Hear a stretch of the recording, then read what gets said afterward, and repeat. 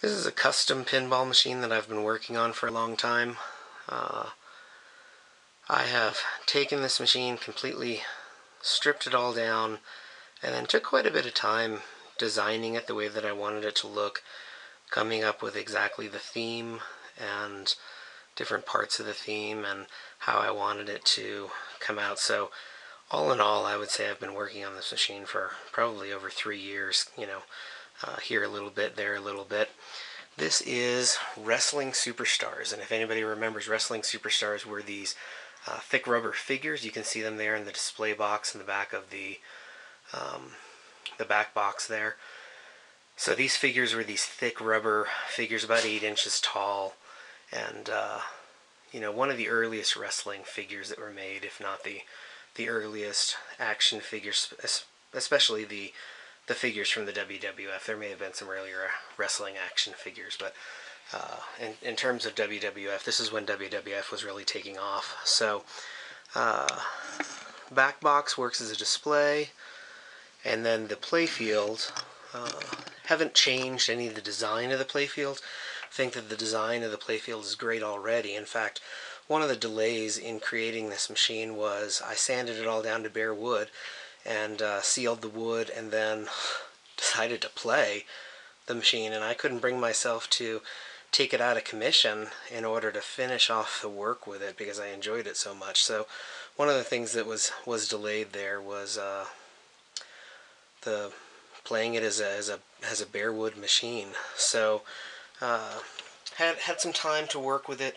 I left some of the bare wood, left it here in the shooter lane and down here and then up there at the top, just because I think that the wood looks great on these pinball machine playfields. The rubbers on this playfield, I decided to go with Titans, give them a try. They are more expensive, but they're supposed to last a good long time. I found the bounce coming off of the Titans to be great so far, so I don't have any complaints other than the cost. But if they're going to last as long as Titan says they're going to last, then I'm pretty happy with that. Have redone all of the inserts, obviously, to make it, Wrestling Superstars. The LJN, that's the company that made these figures. Their logo, if you can see down here at the bottom of the playfield, their logo is a rainbow logo, and so put some color changers in these inserts right here to kind of go with that rainbow effect. Have a Bendy's figure, which was also made by LJN at the same time. They're smaller figures, probably 3-inch figures that do bend a little bit. They have wire inside them. So lots of the words and artwork here kind of go along with these Wrestling Superstars figures from that era. So either the artwork comes from the packaging or the advertisement of these figures. You'll see artwork on here that comes from the ring that came along with these figures. The ring was called the Fling'em Sling'em ring. So over here, this kick-out feature here, we got as the Fling'em, and the Sling'em over here in this turnaround. We have some of the sayings from the posters up there in the inline drop targets. They would always advertise one of the figures as appearing at the Coliseum in the main event tonight. Pretty cool if you got, nice figure like Andre the Giant or Hulk Hogan or something, but kind of funny if you got like Cowboy Bob Orton and he's the main event. I don't know if you'd end up going to that one, but great setup on this. The artwork you'll notice up at the top, all the different cartoonish wrestlers, that's from the same era, different artist obviously, but same era with the rock and wrestling connection. So that's where that artwork came from. If you look up here in the display cabinet, you can see that the backglass that's actually there is actually an old Stars backglass. I have a Stars pinball machine from Stern. I think that's a great machine. And I had a really bad backglass. It wasn't something that I felt like touching up and restoring, so I purchased a new one which was in much better condition. And when I started coming up with this machine, decided well, maybe I could do something with that backglass, and so I scraped all the paint off of it, and was kind of surprised to find that all the mirroring stayed behind. So the mirroring that's on these backglasses is copper backed, and so when you scrape off the paint, the mirroring stays. So I kept the mirroring that I wanted to keep, like around the edges of the backglass, and some of the stars that are there, and of course the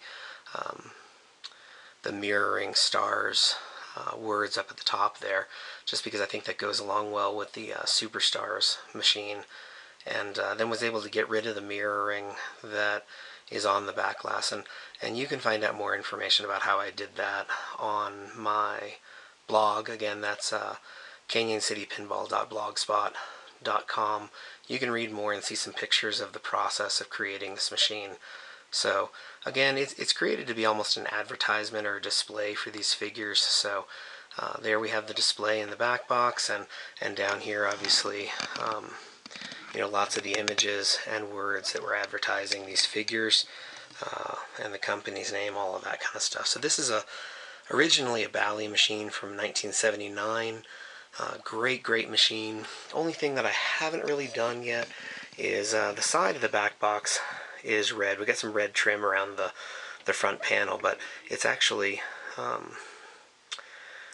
white around the trim, and then we have red back there. Haven't decided what artwork to put back there yet on the side. And then again, the side of the cabinet down here is blue, and haven't really decided. Some sort of star theme I'm thinking kind of goes along with Wrestling Superstars, but really haven't decided what to do there. A couple other things I haven't really finished deciding yet. The spinners are original to the machine that was here before. Kind of like the design on them, but it doesn't really fit. So I'm not sure what I'm going to do with those spinners, how I'm going to, what kind of artwork to put on there. And then with the inline drop targets, I just left those white for right now. I think it looks okay white, but considering putting some sort of decals on those drop targets, that kind of matches with the theme. So a couple of things still in the works. Have some new cards on the apron here as well. Whole machine is really clean, really interesting. I'm also going to do a gameplay video, so if you want to see more pictures of this machine and the process of creating this new theme, again, check that blog. If you want to see the game in action, then go ahead and look at the next video, which is the gameplay video. Thanks.